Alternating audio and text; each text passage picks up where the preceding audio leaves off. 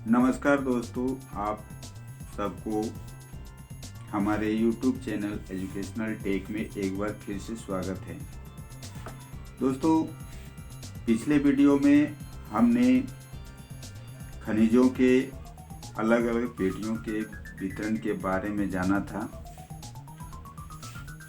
दोस्तों, चाहे कंपटीशन का मामला हो, चाहे एग्ज़ाम्स का मामला हो, या अच्छी तरह से समझने का मामला हो, लेकिन किसी भी चैप्टर को या किसी भी टॉपिक को अच्छे ढंग से समझना और गहराई से समझना बेहद ज़रूरी होता है, तभी हम किसी चीज़ में उसको हम अप्लाई कर सकते हैं या उसका इस्तेमाल कर सकते हैं। तो वीडियो के इस भाग में आज हम लोग जानेंगे विभिन्न खनिजों के बारे में, और उसमें मैग्नीज, साथ ही साथ मैग्नीज का जो वितरण है अलग अलग राज्यों में उसका कितना अंश है, वह परसेंटेज के हिसाब से हम ब्रीथ चार्ट के माध्यम से जानने की कोशिश करेंगे।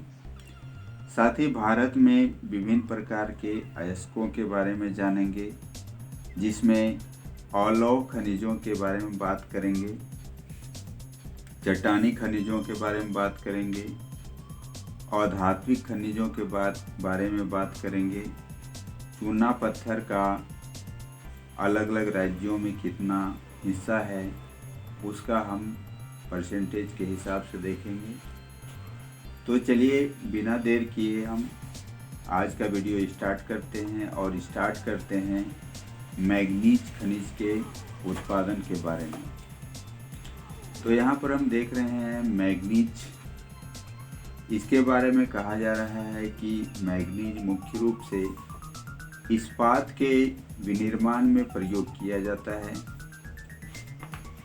1 टन इस्पात बनाने में लगभग 10 किलोग्राम मैग्नीज की आवश्यकता होती है। अर्थात उसे इस्पात बनाने में मैग्नीज को मिक्स किया जाता है, तभी जाकर के इस्पात बनता है। इसका उपयोग ब्लीचिंग पाउडर, कीटनाशक दवाएं व पेंट बनाने में किया जाता है। तो मैग्नीज का जो अंश है अलग अलग राज्यों का, हम यहाँ परसेंटेज के हिसाब से देखते हैं। ये जो ब्लू कलर का जो पार्ट दिख रहा है वह मध्य प्रदेश का दिखा रहा है, जो कि 27% है। उसके बाद 25% महाराष्ट्र का है, उड़ीसा का भी 25% है, कर्नाटक का 11% है, आंध्र प्रदेश का 10% हिस्सा है, और अन्य राज्यों को मिलाकर के 2% का हिस्सा है। यहाँ हम इस ब्रीथ चार्ट के माध्यम से अच्छी तरह से समझ सकते हैं। आगे बढ़ते हैं और देखते हैं कि भारत में अलग अलग खनिजों का वितरण कहाँ कहाँ है। एक ये जो की दिया हुआ है, लौह अयस्क खाने, लौह अयस्क निर्यात पतन, मैग्नीज, बॉक्साइट, अभ्रक, इस की को अच्छी तरह से समझ लीजिए, देख लीजिए, और भारत के किस किस क्षेत्रों में इन चीज़ों को हम देख रहे हैं, और उसी के हिसाब से हम जान सकते हैं कि कौन सा अयस्क, कौन सा खनिज किस क्षेत्र में, कौन से राज्य में पाया जाता है। तो इस मानचित्र को आप अध्ययन करके देख सकते हैं। यहाँ ये है महत्वपूर्ण खनिजों के वितरण भारत में। आगे बढ़ते हैं और देखते हैं कि भारत में उड़ीसा मैग्नीज का सबसे बड़ा उत्पादक राज्य है। वर्ष 2000-2001 में देश के कुल उत्पादन का लगभग 1/3 भाग यहाँ से प्राप्त हुआ था। अब हम चलते हैं अवलौह खनिज के बारे में। अभी जो हमने देखा पहले वो लौह खनिज के बारे में, अब हम अवलौह खनिज के बारे में जानते हैं। जैसा कि जानते हैं कि भारत में अवलौह खनिज कि संचित राशि का उत्पादन अधिक संतोषजनक नहीं है। यद्यपि ये खनिज जिसमें तांबा, बॉक्साइट, सीसा और सोना आते हैं, धातु शोधन, इंजीनियरिंग व विद्युत उद्योगों में महत्वपूर्ण भूमिका निभाते हैं। तो आइए हम तांबा बॉक्साइट का वितरण को सबसे पहले समझते हैं। सबसे पहले है तांबा। भारत में तांबे के भंडार व उत्पादन क्रांतिक रूप से न्यून है। घातवर्ध्य यानी मेलेबल, तन्य और ताप का सुचालक होने के कारण तांबे का उत्पादन मुख्यतः बिजली के तार बनाने में, इलेक्ट्रॉनिक्स और रसायन उद्योगों में किया जाता है। मध्य प्रदेश की बालाघाट खदानें देश का लगभग 52% तांबा उत्पन्न करती है। झारखंड का सिंहभूम जिला भी तांबे का मुख्य उत्पादक है। साथ ही राजस्थान की खेतरी खदानें भी तांबे के लिए प्रसिद्ध हैं। उसके बाद हम देखते हैं दूसरा जो है औलव खनिज में, वह है बॉक्साइट। यद्यपि अनेक अयस्कों में एल्युमिनियम पाया जाता है, परंतु सबसे अधिक एल्यूमिना क्ले जैसे दिखने वाले पदार्थ बॉक्साइट से प्राप्त किया जाता है। बॉक्साइट निक्षेपों की रचना एल्युमिनियम सिलिकेटों से समृद्ध व्यापक विभिन्नता वाली चट्टानों के विघटन से होती है। एल्युमिनियम एक महत्वपूर्ण धातु है क्योंकि यह लोहे जैसी शक्ति के साथ साथ अत्यधिक हल्का एवं सुचालक भी होता है। इसमें अत्यधिक घातवर्ध्य यानी मेलेबिलिटी होती है। भारत में बॉक्साइट के निक्षेप मुख्यतः अमरकंटक, पठार, मैकाल पहाड़ियों तथा बिलासपुर कटनी के पठारी भागों में पाया जाता है। हम यहाँ ब्रिज चार्ट के माध्यम से इसका भी अलग अलग राज्यों में उसके अंश को जान सकते हैं। यहाँ देखिए इस ब्रिज चार्ट के माध्यम से दिखाया जा रहा है कि उड़ीसा में सबसे अधिक बॉक्साइट उत्पादन होता है, यानी कि 49%, 49%। उसके बाद नंबर आता है गुजरात का 24%, फिर उसके बाद झारखंड का स्थान है 9%, फिर छत्तीसगढ़ का 8%, महाराष्ट्र का 8% और अन्य राज्यों का 2% है। इस तरह से ये ब्रिज चार्ट के माध्यम से हम देख सकते हैं। 2016-17 का ये आंकड़ा दिखाता है बॉक्साइट उत्पादन में राज्यों का अंश को। यहाँ एक मलज खंड के तांबा खदान का ये पिक्चर आप देख सकते हैं। यहाँ पे ये खाद्यान्न का है और उसके बाद ये बॉक्साइट खाद्यान्न का है। किस तरह से निकाला जाता है उसके अयस्क को इस चित्र के माध्यम से आसानी से आप देख सकते हैं। अब आगे कह रहा है कि उड़ीसा भारत का सबसे बड़ा बॉक्साइट उत्पादक राज्य है। 2016-17 में यहाँ कोरापुट जिले में पंचपतमाली निक्षेप राज्य के सबसे अधिक बॉक्साइट निक्षेप हैं। ठीक है। एक रोचक तथ्य यहाँ बताया गया है कि एल्युमिनियम की खोज के बाद सम्राट नेपोलियन तृतीय ने अपने कपड़ों पर एल्युमिनियम से बने हुए हुक व बटन पहनता था तथा यहाँ अपने खास मेहमानों को एल्युमिनियम से बने बर्तनों में भोजन परसता था तथा आम मेहमानों को सोने व चांदी के बर्तनों में भोजन परोसा जाता था। इस घटना के 30 वर्ष बाद पेरिस में भिखारियों के पास एल्युमिनियम के बर्तन एक आम बात हो गई थी। अब है अधात्विक खनिज, जिसमें अबरक 1 नंबर पर आता है। अबरक एक ऐसा खनिज है जो प्लेटों अथवा पत्रन क्रम में पाया जाता है। पत्रन का मतलब है कि परत दर परत। इसका चादरों में विघटन या स्प्लिट आसानी से हो सकता है।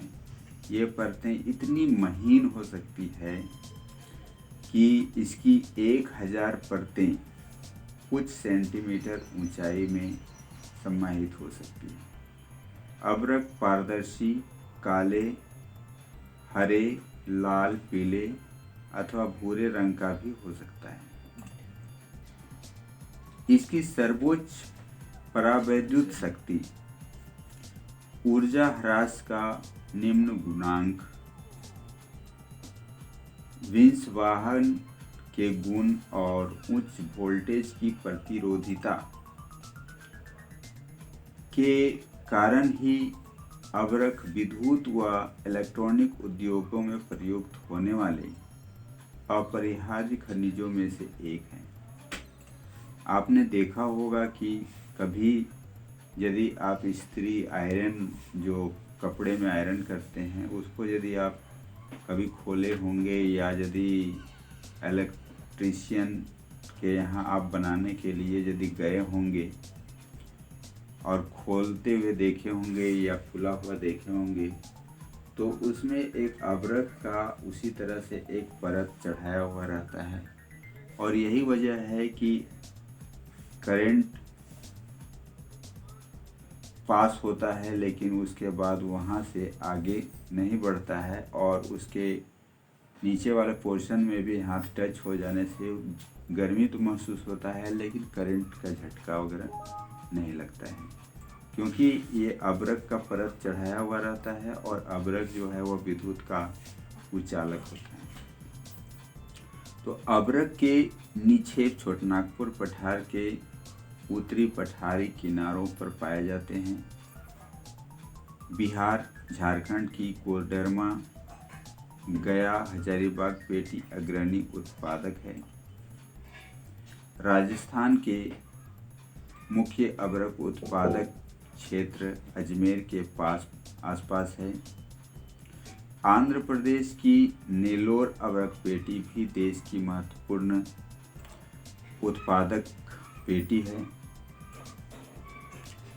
उसके बाद हम आगे बढ़ते हैं और देखते हैं चट्टानी खनिज। नाम से ही पता चलता है कि ऐसे खनिज जो चट्टानों से प्राप्त होता है या चट्टान के विदरों से, उसके भ्रंश से प्राप्त होता है। सबसे पहले आता है चूना पत्थर यानी लाइमस्टोन।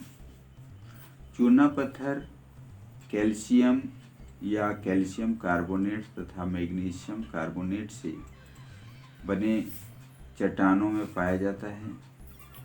यह अधिकांशतः अवसादी चट्टानों में पाया जाता है। चूना पत्थर सीमेंट उद्योग का एक आधारभूत कच्चा माल होता है और लौह प्रगलन की भट्टियों के लिए अनिवार्य है। यहाँ पर हम देखते हैं चूना पत्थर उत्पादन में राज्यों का अंश 2016-17 में यहाँ हम देख रहे हैं सबसे अधिक जो ब्लू कलर का है वो है 21%, वो राजस्थान का है। फिर आता है मध्य प्रदेश का 11%, आंध्र प्रदेश का 11%, छत्तीसगढ़ का 10%, कर्नाटक का 10%, गुजरात का 8%, तमिलनाडु का 8%, तेलंगाना का 8% और पूरे सब मिला करके 13% है। तो ये चूना पत्थर उत्पादन में अलग अलग राज्यों का हिस्सा 2016-17 का दिखाया गया है।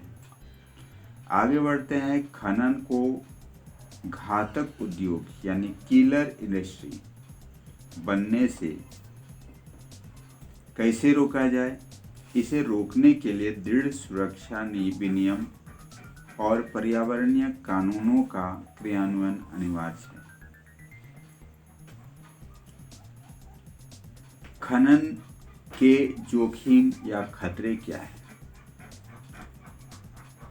क्या आपने कभी खनिकों द्वारा आपके जीवन को सुविधाजनक बनाने के लिए किए गए प्रयासों के बारे में सोचा है?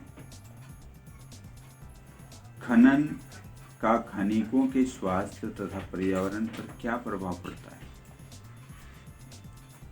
खदानों में काम करने वाले श्रमिक लगातार धूल व हानिकारक धुएं में सांस लेते हुए फेफड़ों संबंधी बीमारियों के शिकार हो जाते हैं।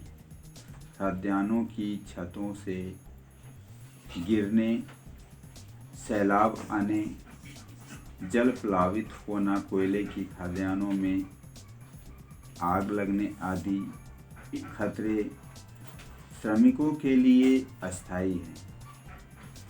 खदान क्षेत्रों में खनन के कारण जल स्रोत संदूषित हो जाते हैं। अवशिष्ट पदार्थों तथा खनिज तरल के मलबे के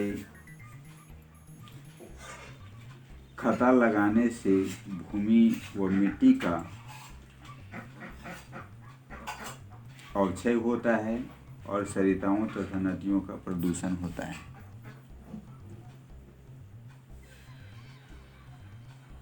यहाँ एक न्यूज़पेपर का कटिंग आप देख रहे हैं। ये है आपका झरिया टू बी शिफ्टेड। इसका मतलब है कि झरिया को शिफ्ट करने की ज़रूरत है। यहाँ इस पर बहुत सारे कमेंट आया, बहुत सारे ये न्यूज़ का जो आया है उसमें आप देख सकते हैं कि इसे हेडलाइन हम पढ़ के बता रहे हैं। कोल unit finished ₹300 crores in damages. Over 50% of coal belt mines unsafe. Safety standards were not in place. तो इस टॉपिक से या इन हेडलाइन से पता चलता है कि जो खाद्यान्नों में काम करने वाले लोग हैं उनका लाइफ सुरक्षित नहीं है। आगे हम बढ़ते हैं और देखते हैं कि खनिजों का संरक्षण कैसे होना चाहिए। तो हम ये टॉपिक के बारे में हम अगले वीडियो में बात करेंगे। आज के वीडियो में बस इतना ही दोस्तों। आज का वीडियो यदि पसंद आया हो तो लाइक कीजिए, शेयर कीजिए और बेल आइकन को ज़रूर प्रेस कीजिए ताकि मेरा वीडियो सबसे पहले आप तक पहुंचे। धन्यवाद।